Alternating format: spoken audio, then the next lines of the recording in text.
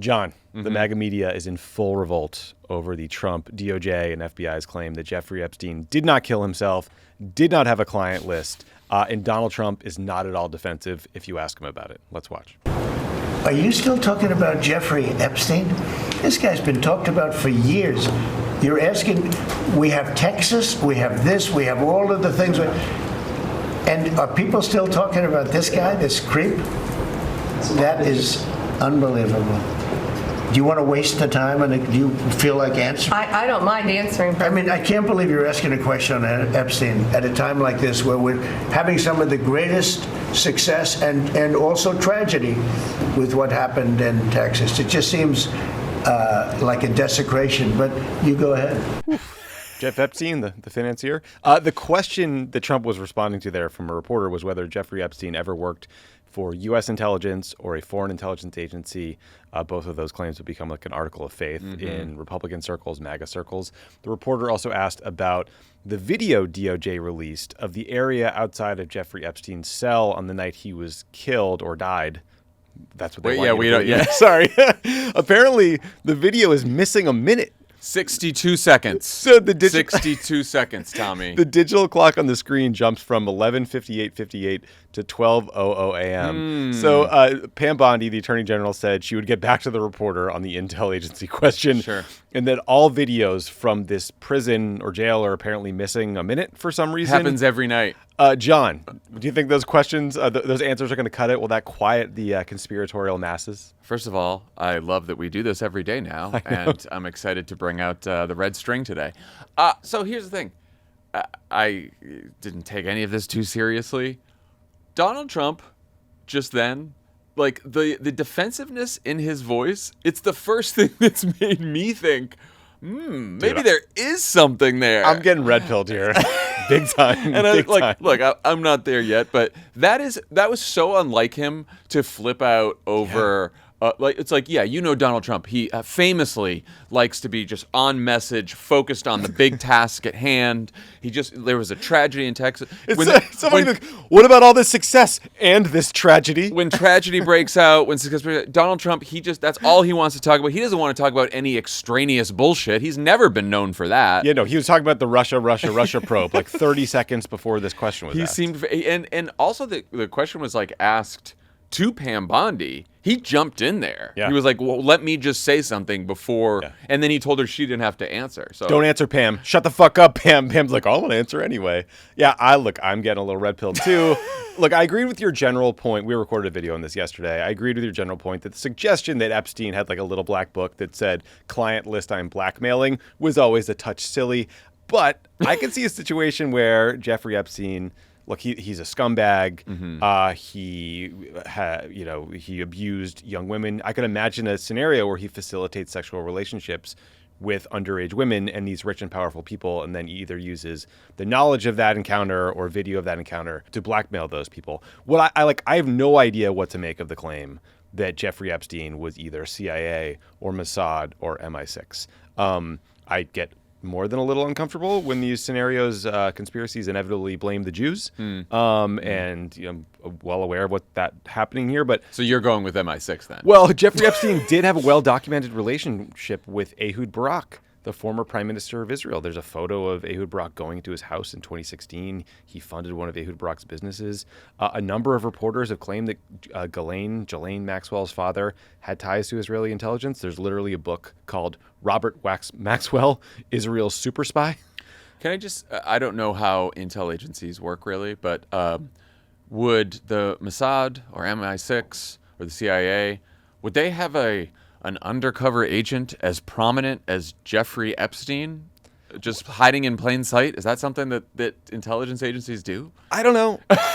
Never worked for one. I mean, the suggestion is he's like your honey trap guy, and that there's some sort of a relationship there, and you use him as a carve out. Like, I certainly think there's a lot in CIA history where they've used various carve-outs in sketchy ways. There's suggestions that they worked with the mafia, for example, or other criminal networks. We've all read about Iran-Contra. So, I don't know. Crazier things have happened. I mean, I guess. Look, I do think that okay, I'm trying to think of like what's the most common sense thing that has happened here. The most common sense thing is Jeffrey Epstein met with his lawyers. His lawyers are like, so like you're going away for life, blah, blah, blah. And Jeffrey Epstein, after meeting with his lawyers, was like, all right, I'm going to kill myself because I don't want to do this. And then that was it. Or who knows? Yeah, or who knows? I mean, it is right. They found all of these files, all these videos, all this digital evidence. Apparently, almost all of it was horrific videos of child exploitation material, child sexual exploitation material. So who knows? I mean, everyone wants... Look, what these Republicans wanted is they wanted a video of Bill Clinton and name your political enemies who are all Democrats with underage girls, right? That was what they wanted, right? And nothing short of that was going to satisfy them.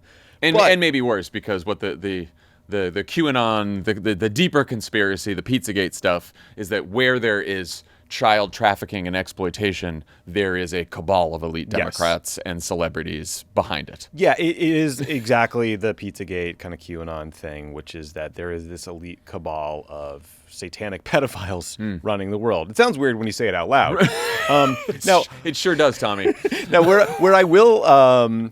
where you do have to hand it to some of these MAGA folks is like the rollout of this has been so unbelievably botched. It is Pam Bondi's fault. And part of it's Pam Bondi's fault. Part of it is Kash Patel and Dan Bongino for fanning these flames and then going into positions of power and I guess getting frog marched out to the press and having to eat shit and say what they believe to be the truth, I guess. But to do a counterfactual here, so they fan all the flames, right? And then they all get put in positions of power, and you could imagine a scenario where people start forgetting about it, or they put this out.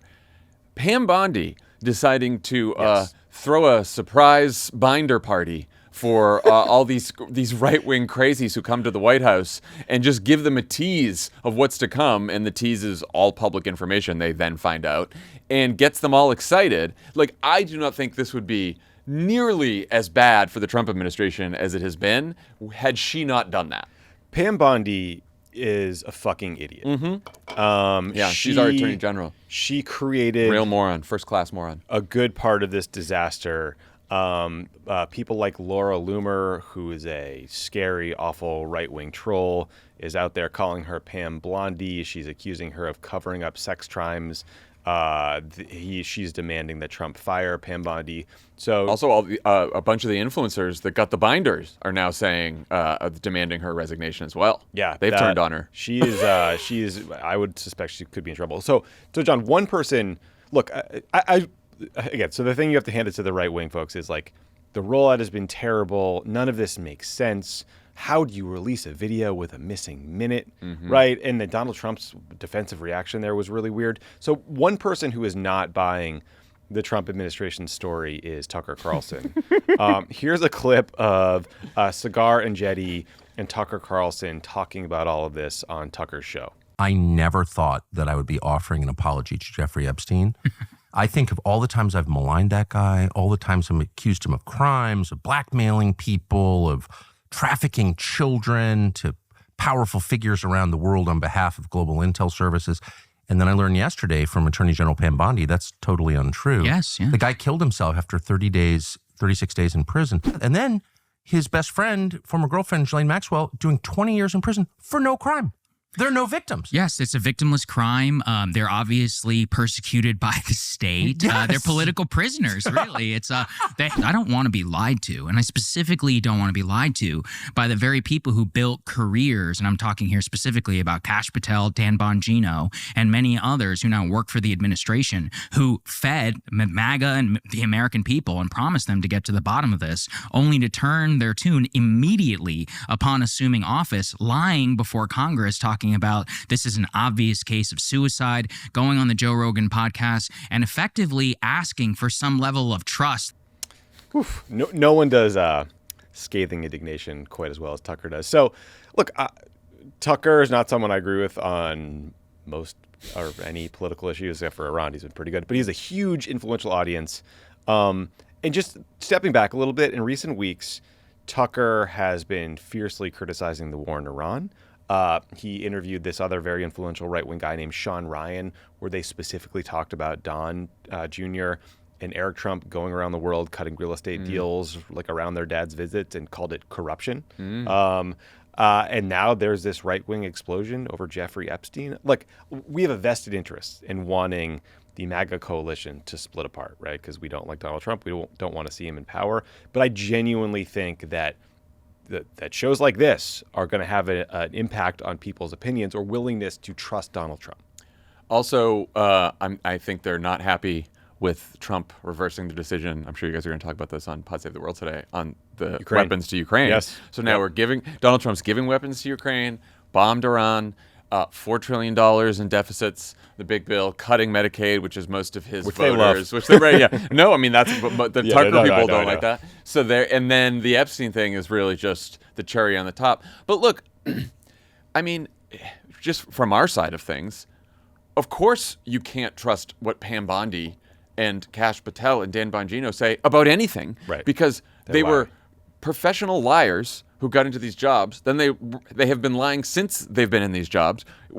All the immigration stuff that happens in courts, you've got like DOJ lawyer after DOJ lawyer trying to clean up the crazy claims that Bondi and Noam and Stephen Miller and all the rest of them are making. And so they've been caught lying a million times just since they've been in these jobs. So of course no one's going to trust them. Yeah, and Kash Patel lied to get his job. Remember, he was asked about whether he knew of a right-wing, I think neo-Nazi podcaster named Stu Peters, and Kash Patel at his confirmation hearing was like, "Oh, Senator Urban, I don't know what you're talking about." He had been on the show 8 times.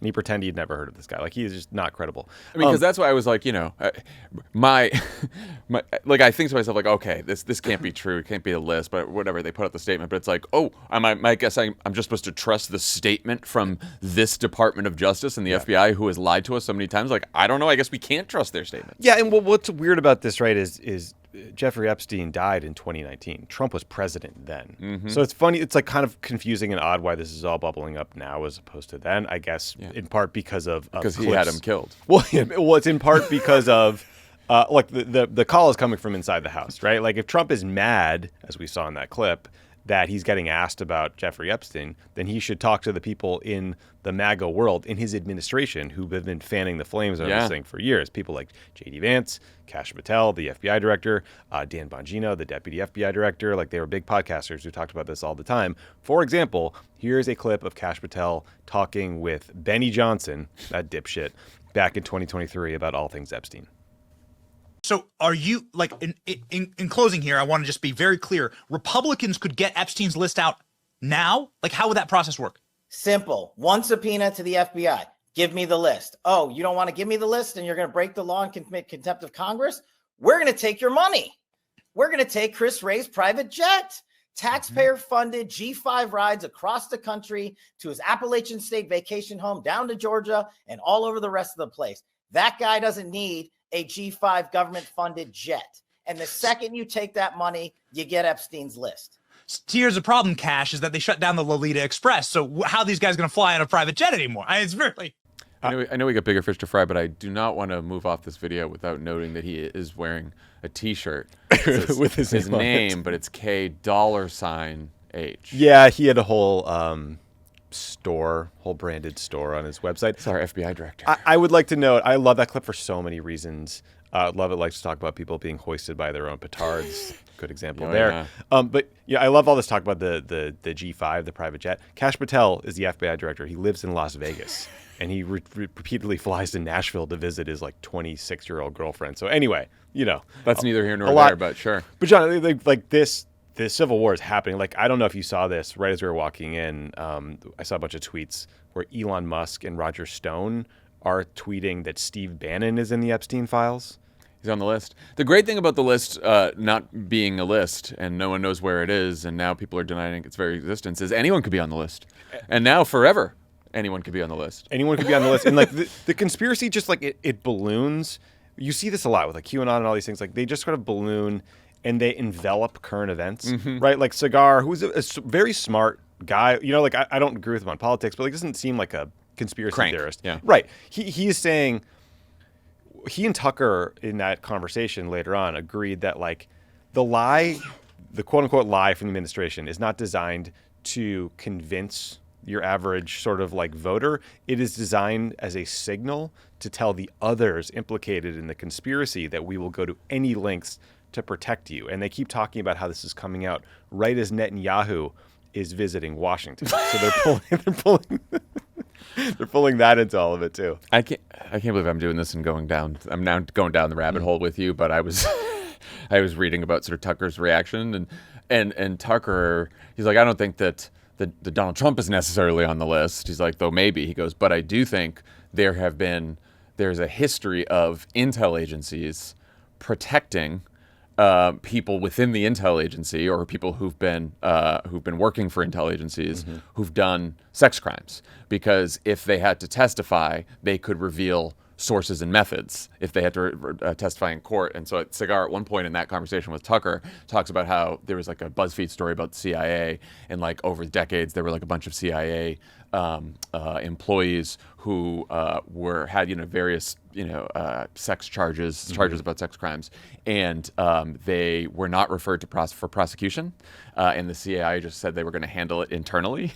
And so Tucker's theory is that because Jeffrey Epstein was potentially working for some intel agencies, they were too afraid. The intel agencies were too afraid for him to testify because he would reveal sources and methods, and so this is all to protect the CIA. Ooh, there's a lot of how about that? A lot of fire there. I mean, but the smoke that has kind of led to this fire again is, remember, Alex Acosta, the former Secretary of Labor, who was the guy, the federal prosecutor, who gave Jeffrey Epstein this sweetheart deal that allowed him basically to walk after abusing all these young girls in 2008, 2009. He allegedly said that he was told Epstein had some sort of intelligence connection, which is why he had to give him that deal. So Tucker's basing that off of something, right? It's not complete. I mean, it may be fact. Maybe who the fuck knows if it's true, right? Exactly. But like, it's not. It's based. Like I read the BuzzFeed story. The Cigar mentioned it. Like it's not insane. Yeah, it could be completely wrong, but it's not. It is notable that Alex Jones, Tucker, they're all still kind of like mostly absolving Trump. Right. Well, no, they're saying this is sort of like an omerta thing. It's like the Catholic Church cover up, right? Everyone, they're taking care of their own within the intel agencies.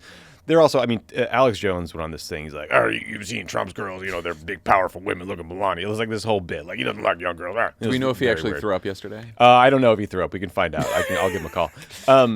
But I don't know. I'm hoping that for once they will blame the guy in charge for the actions of his government and not like absolve him of responsibility here. Yeah. Whether or not they think he was, doing things with Jeffrey Epstein. The other thing they always say is like, he might have hung out with Jeffrey Epstein. Trump might have hung out with Jeffrey Epstein back in the day, but he eventually kicked him out of his country club. Yeah, no, I'm sure he did. Yeah, I'm sure he did. Well, I'm excited for other shoes to drop, and I'll see you back here, same time, same place. Yeah, see you around 11 a.m. tomorrow. For the latest installment. Speaking of the latest installment of the Pod Save America YouTube. Speaking of YouTube, look, please subscribe to Pod Save America on YouTube. We are trying to build a progressive counterweight to all the right-wing crap you see on YouTube. When you search for political news on YouTube, you get the Daily Wire, you get Benny Johnson, you get Alex Jones, you just get all of Tommy's favorites, all of my subscriptions. And what we are trying to do is help people who search for political news on YouTube find good information, factual information from a progressive perspective. And when you subscribe to Pod Save America, you help surface our content in the algorithm, and it is free. So we'd appreciate if you did it.